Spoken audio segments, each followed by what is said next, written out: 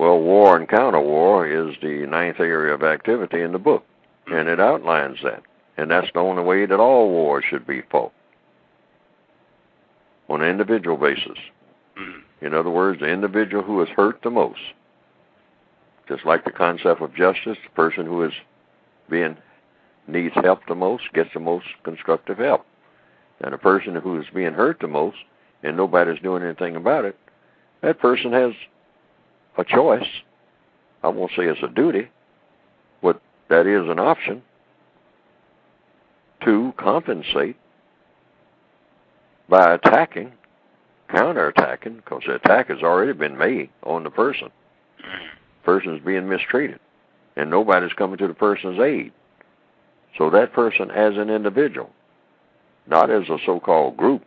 I mean, that's not justice. That's not done in, it's the person that's hurting. That's the person.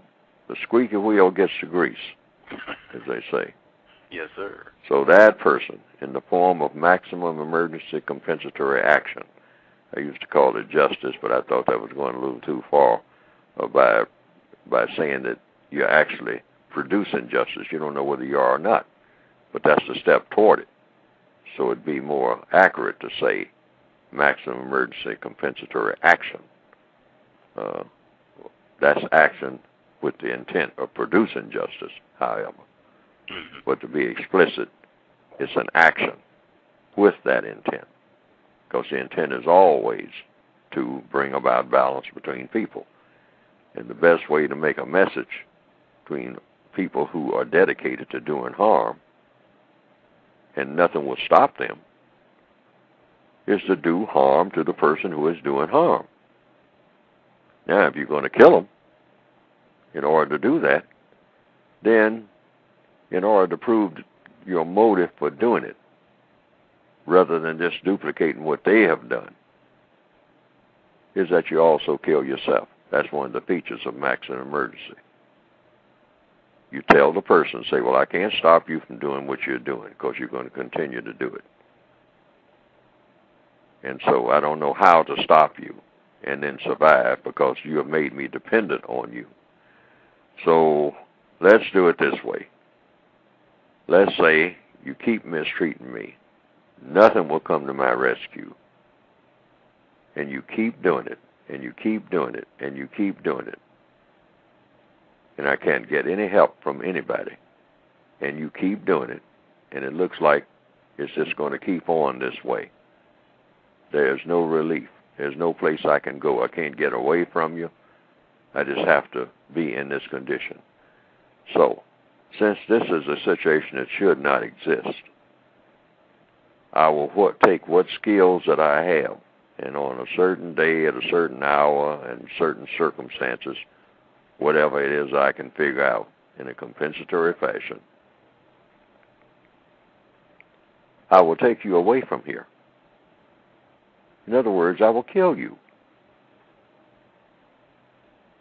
And then I will kill myself to make the point that this situation should not exist in the first place. You should not have driven me to this point. But since you did, now I don't want anybody punishing me for having done it, but I did do it. So I compensate. I don't want to make a killer out of somebody else. So I killed myself because I killed you. And I killed you because you should be dead on account of your actions toward me. So we both go at the same time, same day. And that will be at least a lesson to everybody else who's walking around here, who think that this is the way everything should be, that people should just go on mistreating people. And if it happens enough over a period of time, people will eventually get the message, this mistreating people does not work. It simply doesn't work. Because when I mistreat you, it means that I am going to be the result of my mistreatment. my own demise, my own extinction. I can't do it. Maybe people will get that message. That's the procedure. That's the message that's supposed to be sent under maximum emergency. But a person is only supposed to do it when they can't go any further, when they don't have any options, when they can't get away, when there's nothing else that they can do except just keep taking it, keep taking it, keep taking it. Nobody's supposed to do that. But it's up to the person, the individual person, because different people have different temperaments. Different people can stand different levels of punishment. But that's the only form of so-called violence that's allowed other than direct self-defense, which in a projected way that is. Maximum emergency is self-defense. But it's defense when you can no longer defend yourself. But this is the only type of counter-violence that's allowed, where you take the initiative to make into extinction the person who is slowly making you worthless for having been here in the first place, by just mistreating you,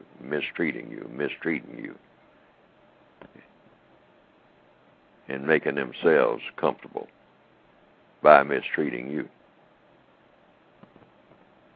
That's justice in its purest form when it comes to counter-violence against the violence that's being inflicted. Nobody, logically speaking, who has the correct intentions can argue against that. In the code book, the textbook for victims of racism, that whole chapter, that whole segment, that whole area of activity is covered under war, counter-war. War is a system of white supremacy. It's the most potent form of war. If you're going to counter that system directly, toe-to-toe, you don't do it by dropping bombs on cities, killing babies and all this type of stuff, or just kill anybody. No. You go after the individuals, specifically, who are doing the most damage, once you find out who they are. And without warning, because they have already had their warning by having done what they have been doing. And you have already asked them to stop doing what they are doing. But being what they are, they continue to do it, because they think that's their mission for existence in this planet. And there's no logical reason for them to think that. No constructive reason. So when you can't talk to them, after you try to talk to them, that's compensatory. Try to talk to them. But if you as an individual, not the fellow next door, decide, I'm tired of talking, I can't take it anymore, they're slowly strangling me. They're making me into a worthless organism. And they're enjoying it. And I'm not taking it anymore. As of tomorrow or the next day or whenever I decide, you're your own general and your own private, your own corporal, your own politician, in your own army. An army of one.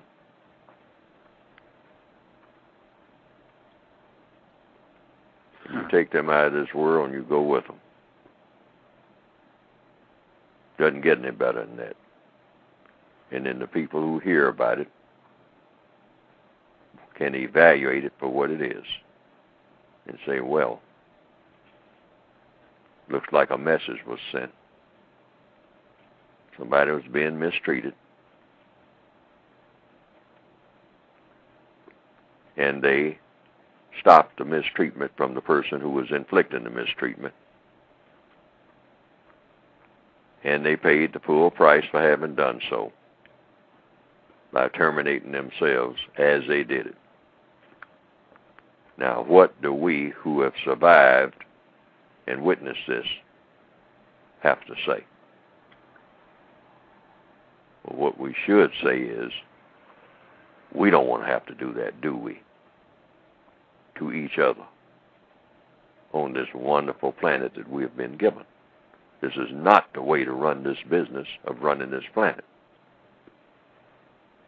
So maybe we all ought to change. How about that? That's the message. Very clear message. A very tolerant message. A very logical message. A very just message. Now, some people have said they've seen some cartoons of my work on the internet that have been presented, and that it pretty well embellishes what I have been trying to say in my textbooks. And to the extent that it does that, well, that has been, from what I understand, some people reported to me, a plus. Because they didn't understand what I had written very well, but when they saw those cartoons that just repeated what I was saying and attaching my name to it, and came right out of the book, the material did, they say that they better understood it. And I can understand that because people are kind of visual, particularly in the year 2021 now, more visual than ever.